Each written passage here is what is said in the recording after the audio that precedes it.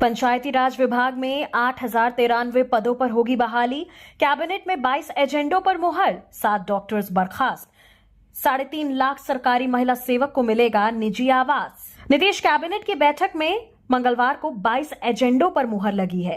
बैठक में स्वास्थ्य विभाग से जुड़ा एक अहम फैसला सामने आया, जिसमें राज्य के विभिन्न जिलों में कार्यरत 7 सरकारी डॉक्टरों को लगातार गैर हाजिर रहने के कारण सेवा से बर्खास्त कर दिया गया है। इसके अलावा राज्य सरकार में जितनी भी महिला सरकारी सेवक की नियुक्ति हुई है, उनके पद स्थापना स्थल के पास ही उन्हें सुरक्षित आवास सरकार की ओर से दिया जाएगा। निजी मकान मालिक के साथ लीज एग्रीमेंट किया जाएगा।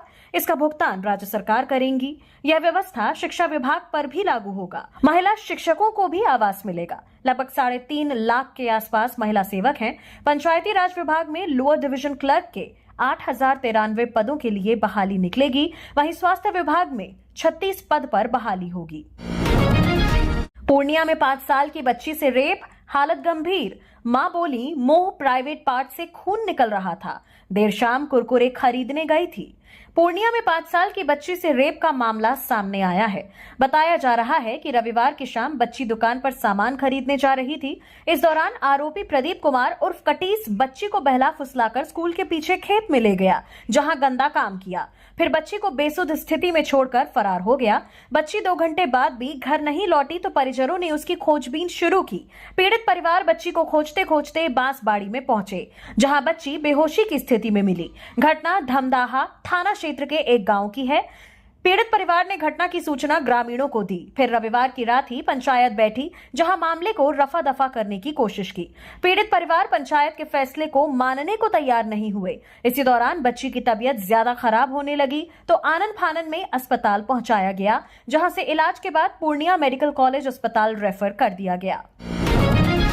दरभंगा में पंचायत के दौरान युवक पर जानलेवा हमला। दूसरे पक्ष के 3 युवकों ने चाकू से किया वार। 3 दिन पहले आरोपियों ने घेर कर मारा था। दरभंगा में पंचायत के दौरान दूसरे पक्ष के लोगों ने एक युवक पर हमला कर दिया, चाकू से मारकर घायल कर दिया। गंभीर हालत में इलाज के लिए डीएमसीएच में भर्ती कराया गया है। घटना केवटी थाना क्षेत्र के असराहा गांव की है। पीड़ित की पहचान फजले करीम के तौर पर हुई है। परिजनों ने बताया कि फजले बकरीद पर 5 जून को छुट्टी पर घर आया था। 8 जून को दूध लाने के लिए बाइक से जा रहा था। रास्ते में गांव के 3 युवक इस्माइल, इसाक और अफरोज ने घेर लिया। बिना किसी बात के उसके साथ मारपीट की। मारपीट की सूचना पर दोनों पक्ष के लोग मौके पर पहुंचे। बीच बचाव के बाद उस दिन मामला शांत हो गया। रिश्वत लेते धराया तो रोने लगा राजस्व कर्मचारी। सीवान में 35,000 रुपए लेते धराए, पकड़े जाने पर मांगने लगा माफी। सीवान के लकड़ी नबीगंज प्रखंड के गोपालपुर पंचायत के राजस्व कर्मचारी गिरीश देव तिवारी को सोमवार की दोपहर पटना से आई निगरानी विभाग की टीम ने 35,000 रुपए घूस लेते रंगे हाथ गिरफ्तार कर लिया। इसकी गिरफ्तारी एक होटल से हुई। होटल में ही चाय नाश्ता करने के दौरान घूस देने के लिए तारीख तय हुई थी। जैसे ही राजस्व कर्मचारी शिकायतकर्ता से 35,000 घूस लिया, निगरानी विभाग की टीम ने उसे रंगे हाथ गिरफ्तार कर लिया। पकड़े जाने के बाद राजस्व कर्मी रोने लगा। गिरफ्तार होते ही राजस्व कर्मचारी ने पहले भागने की भी कोशिश की, लेकिन उसकी कोशिश नाकाम हो गई। इसके बाद राजस्व कर्मचारी रोने लगा और रोते हुए निगरानी विभाग के अधिकारियों से माफी भी मांगने लगा। मिली जानकारी के अनुसार शिकायतकर्ता गोपालपुर गांव का अजीत कुमार सिंह है। बक्सर में अपराध नियंत्रण के लिए चला विशेष अभियान। रात 8 से 12 बजे तक सड़कों पर छोटे बड़े वाहनों की जांच। बक्सर में लगातार हो रही लूट, हत्या और चोरी की घटनाओं को देखते हुए शाहाबाद प्रक्षेत्र के डीआईजी के निर्देश पर पुलिस ने विशेष अभियान शुरू किया है। सोमवार की रात से जिले में रोको टोको अभियान चलाया जा रहा है। यह अभियान रात 8 बजे से 12 बजे तक चल रहा है। पुलिस अधीक्षक शुभम आर्य के नेतृत्व में सभी थानों को विशेष सतर्कता के आदेश दिए गए हैं। पुलिस टीमें सड़कों पर हर छोटे बड़े वाहन की जांच कर रही है। वाहनों की तलाशी के साथ यात्रियों से रात में यात्रा का कारण भी पूछा जा रहा है। डीएसपी पंकज कुमार सिंह ने बताया कि बक्सर और डुमरांव अनुमंडल के सभी थानों में यह अभियान एक साथ चल रहा है। वो खुद विभिन्न चौकियों और चेक पॉइंट्स का निरीक्षण कर रहे हैं। इस अभियान का मुख्य उद्देश्य अपराधियों की धरपकड़ और संदिग्ध गतिविधियों पर रोक लगाना है। पुलिस ने नागरिकों से किसी भी संदिग्ध गतिविधि की सूचना तुरंत नजदीकी थाने को देने की अपील की है। सुपौल में तेज रफ्तार वाहन ने बाइक सवार को कुचला। रिश्तेदार को छोड़ने जा रहा था। हादसे में 2 हिस्से में बटा सिर। सुपौल में सोमवार की रात एक दर्दनाक सड़क हादसे में बाइक सवार युवक की मौत हो गई। यह घटना वीरपुर सिमराही मुख्य मार्ग की है, जहां भीमनगर थाना क्षेत्र अंतर्गत रानीगंज के पास एक अज्ञात वाहन ने सिमराही से वीरपुर जा रहे बाइक सवार युवक को कुचल दिया, जिससे उसकी मौके पर ही मौत हो गई। मृत युवक की पहचान वीरपुर थाना क्षेत्र के रानीपट्टी वार्ड नंबर 1 निवासी प्रभुराम के रूप में हुई है। मृतक के परिजनों ने बताया कि प्रभुराम की 1.5 साल पहले ही शादी हुई थी और उनके 3 महीने का एक बच्चा भी है। घटना के समय वे लक्ष्मीनगर से अपने घर लौट रहे थे, जहां वे किसी मेहमान को छोड़ने गए थे। दुर्घटना की सूचना मिलते ही भीमनगर थाना अध्यक्ष दीपक कुमार पुलिस बल के साथ घटनास्थल पर पहुंचे। उन्होंने बताया कि प्रभुराम का सिर 2 हिस्सों में बटा हुआ मिला, जिससे अंदाजा लगाया जा रहा है कि किसी भारी वाहन ने जोरदार टक्कर मारी है। मौके से शव को उठाकर डायल 112 वाहन से वीरपुर अनुमंडलीय अस्पताल लाया गया, जहां परिजनों का रो रो कर बुरा हाल है। दरभंगा मुंबई के बीच 1 जुलाई से अकासा एयरलाइंस की शुरुआत, 2.5 घंटे में सफर होगा तय। यात्री बोले, पहले सिर्फ इंडिगो थी, किराया कम होने से मिलेगी राहत। दरभंगा और मुंबई के बीच अब अकासा एयरलाइंस की सीधी उड़ान शुरू होगी। कंपनी ने 1 जुलाई से सेवा शुरू करने की घोषणा की है। टिकटों की बुकिंग तेज हो गई है। पहले दिन की उड़ान में यात्रियों को 21,000 रुपए से ज्यादा किराया देना पड़ रहा है। मुंबई के छत्रपति शिवाजी एयरपोर्ट से अकासा की फ्लाइट QP1529 सुबह 10:55 पर दरभंगा के लिए उड़ान भरेगी। यह विमान 2 घंटे 35 मिनट की यात्रा के बाद दोपहर 1:30 बजे दरभंगा पहुंचेगा। यहां 40 मिनट का ठहराव होगा। इसके बाद दोपहर 2:10 पर दरभंगा से मुंबई के लिए उड़ान भरेगा। यह विमान शाम 4:45 पर मुंबई पहुंचेगा। दरभंगा से मधुबनी, मुजफ्फरपुर, अररिया, सीतामढ़ी, सुपौल, सहरसा, पूर्णिया, समस्तीपुर, मोतिहारी और नेपाल तक के लोग इस सेवा का फायदा ले रहे हैं। जहानाबाद में 100 लीटर देसी शराब के साथ 8 गिरफ्तार। एसडीपीओ के आदेश पर चलाया गया अभियान। बोले, कारोबारियों के खिलाफ कार्रवाई रहेगी जारी। जहानाबाद पुलिस मुख्यालय के निर्देश पर सोमवार को जिले में शराब कारोबारियों और शराबियों के खिलाफ विशेष अभियान चलाया गया। इस दौरान पुलिस से 100 लीटर देसी शराब बरामद की गई। वहीं इस मामले में 8 लोगों को गिरफ्तार किया गया है। मामले की जानकारी देते हुए एसडीपीओ राजीव कुमार ने बताया कि पुलिस मुख्यालय से मादक पदार्थों के खिलाफ कार्रवाई का निर्देश मिला था। इसी के तहत पूरे जिले में छापेमारी अभियान चलाया गया। नगर थाना क्षेत्र के विभिन्न स्थानों से मादक पदार्थ बरामद किए गए। पुलिस लगातार शराब कारोबारियों और शराबियों के खिलाफ कार्रवाई कर रही है। फिर भी शराब और मादक पदार्थों का कारोबार करने वाले गिरोह सक्रिय हैं। एसडीपीओ ने कहा कि मादक पदार्थों का कारोबार या सेवन करने वालों के खिलाफ अभियान जारी रहेगा। गिरफ्तार किए गए लोगों पर नियमानुसार कार्रवाई की जाएगी। नालंदा में बैन थाई मांगुर मछली बेचने पर होगी कार्रवाई। चलेगा छापेमारी अभियान। खाने से लोगों में कैंसर का खतरा, जलीय जीवों की होती मौत। केंद्र सरकार और राष्ट्रीय हरित न्यायाधिकरण एनजीटी की ओर से थाई मांगुर मछली प्रतिबंधित है। इसकी अवैध बिक्री रोकने के लिए नालंदा जिला मत्स्य विभाग एक व्यापक छापेमारी अभियान शुरू करने की तैयारी में है। जिला प्रशासन का यह कदम उन कारोबारियों के खिलाफ है जो मुनाफे के लालच में प्रतिबंध की अवहेलना करते हुए इस स्वास्थ्य के लिए हानिकारक मछली की बिक्री जारी रखे हुए हैं। जिला मत्स्य पदाधिकारी शंभू प्रसाद ने बताया कि थाई मांगुर की बिक्री पर पूरी तरह से पाबंदी है। बावजूद शिकायत मिल रही है कि मंडियों में इसे बेचा जा रहा है। ऐसे कारोबारियों पर कार्रवाई के लिए जल्द छापेमारी अभियान शुरू होगा। पटना समेत 32 जिलों में हीट वेव का ऑरेंज अलर्ट। 42 डिग्री के पार जा सकता है पारा। 17 जून तक मानसून की होगी एंट्री। बिहार इस समय भीषण गर्मी की चपेट में है। मौसम विज्ञान केंद्र ने आज यानी मंगलवार को पटना समेत 32 जिलों में हीट वेव का ऑरेंज अलर्ट जारी किया है।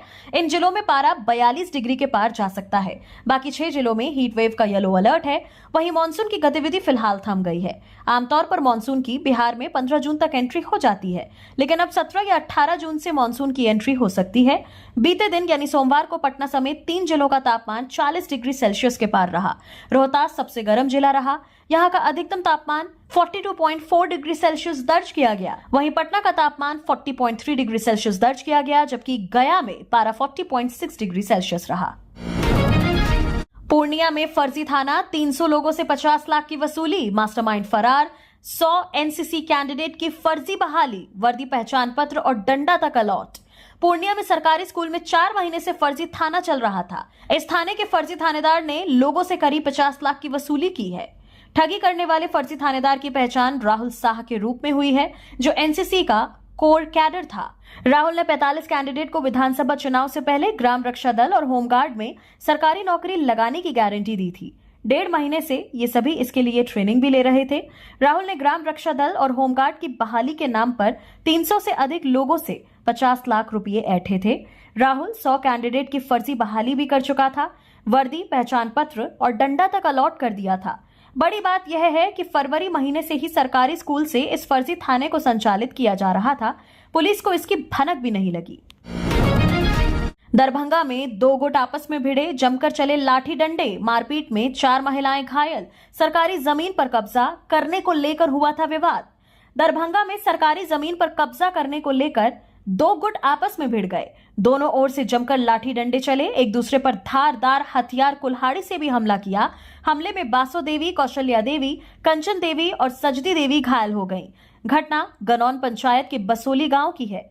घायल बासो देवी ने बताया कि सरकारी जमीन पर बनी झोपड़ी में हनुमान जी की प्रतिमा स्थापित की गई थी। सोमवार को झोपड़ी के ऊपर एस्बेस्टस चढ़ाया जा रहा था, तभी दूसरे पक्ष के लोग पहुंच गए।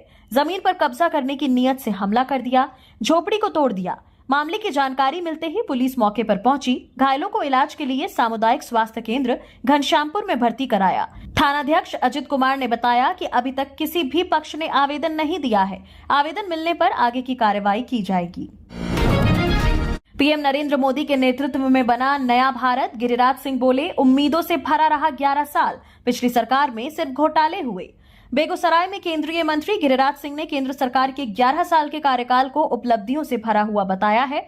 उन्होंने कहा कि प्रधानमंत्री नरेंद्र मोदी के नेतृत्व में नए भारत के 11 साल पूरे हो गए हैं। यह 11 साल उम्मीद से भरा रहा, जबकि पिछली सरकार में घोटालों से भरा था। स्वच्छ भारत अभियान से लेकर जल जीवन मिशन तक देश लगातार आगे बढ़ा है। डिजिटल इंडिया से लेकर स्टार्टअप इंडिया तक, टेक्सटाइल से रक्षा क्षेत्र तक, स्वास्थ्य सेवा से लेकर इंफ्रास्ट्रक्चर के विकास तक, हर क्षेत्रों में भारत ने उल्लेखनीय उपलब्धियां हासिल की हैं। इन 11 वर्षों में देश ने केवल विकास नहीं किया, बल्कि विकसित भारत की मजबूत नींव रखी है। यह यात्रा राष्ट्र निर्माण, जनसेवा और आत्मनिर्भरता की ओर एक सशक्त कदम है। गिरिराज सिंह ने आगे कहा, आज महिलाओं का सशक्तिकरण हुआ। महिलाएं लखपति दीदी बन रही हैं। 30 करोड़ लोग गरीबी रेखा से ऊपर हुए। गरीबों को घर, शौचालय, पानी, बिजली का कनेक्शन, गैस, राशन मिला है। इलाज के लिए 5 लाख दिए गए। जीवेश मिश्रा, पटना में 15 अगस्त से चलेगी मेट्रो ट्रेन। नगर विकास मंत्री बोले, नीतीश कुमार के नेतृत्व में लड़ेंगे चुनाव। बिहार में एनडीए की सरकार बनेगी। समस्तीपुर में बिहार सरकार के मंत्री जीवेश मिश्रा ने बड़ा बयान दिया है। उन्होंने कहा है कि 15 अगस्त से पटना में मेट्रो ट्रेन चलेगी। निर्माण कार्य युद्ध स्तर पर चल रहा है। राजधानी पटना को मेट्रो सिटी बनाना है। खुद इस कार्य की मॉनिटरिंग कर रहे हैं। बिहार में चुनावी हलचल के सवाल पर उन्होंने कहा कि सीएम नीतीश कुमार के नेतृत्व में हम लोग चुनाव लड़ेंगे। 225 सीट जीतकर बिहार में एनडीए की सरकार बनाएंगे। इसमें कहीं कोई दिक्कत नहीं है। जनता एनडीए के साथ है। नेता प्रतिपक्ष पर निशाना साधते हुए मंत्री जीवेश मिश्रा ने कहा, तेजस्वी यादव पहले अपने परिवार में चल रहे हलचल को संभाल लें। जिस तरह से उन्होंने लालू यादव के साथ मिलकर तेज प्रताप को घर से निकाला है, अब तेज प्रताप को ही हुंकार भरना होगा। बिहार के गांव-गांव से निकलेंगे वैभव सूर्यवंशी जैसे क्रिकेटर। बीसीए कर रहा बिहार रूरल लीग का आयोजन, रजिस्ट्रेशन के लिए पोर्टल खोला। आईपीएल में बिहार का नाम रोशन करने वाले वैभव सूर्यवंशी की खेल प्रतिभा के सब कायल हो चुके हैं। बिहार से ऐसे कई वैभव सूर्यवंशी निकलें, इसे लेकर बिहार क्रिकेट एसोसिएशन एक लीग का आयोजन करने जा रहा है। दरअसल बिहार के गांव-गांव से क्रिकेट खिलाड़ियों को खोज निकालने के उद्देश्य से बीसीए द्वारा बिहार रूरल लीग 2024-25 का आयोजन किया जा रहा है। इसके लिए रजिस्ट्रेशन पोर्टल आज से खोल दिया गया है। रजिस्ट्रेशन की आखिरी तारीख 20 जून है। इच्छुक खिलाड़ी बिहार क्रिकेट एसोसिएशन की आधिकारिक वेबसाइट पर जाकर रजिस्ट्रेशन कर सकते हैं। इस रजिस्ट्रेशन प्रक्रिया में केवल 13 से 23 साल के आयु वर्ग के खिलाड़ी भाग ले सकते हैं, जो बिहार राज्य के स्थायी निवासी हों। बीसीए अध्यक्ष राकेश तिवारी ने कहा कि बिहार रूरल लीग हमारे उन नौजवान खिलाड़ियों के लिए समर्पित है जिन्हें अब तक किसी भी कारणवश मुख्य धारा के क्रिकेट से जुड़ने का अवसर नहीं मिला। हमारा उद्देश्य है कि राज्य के कोने-कोने से क्रिकेट प्रतिभाओं को सामने लाया जाए और उन्हें आगे बढ़ने का मंच दिया जाए। इस लीग के माध्यम से हम न केवल प्रतिभा की खोज करेंगे, बल्कि उन्हें प्रशिक्षण, मार्गदर्शन और पहचान भी देंगे।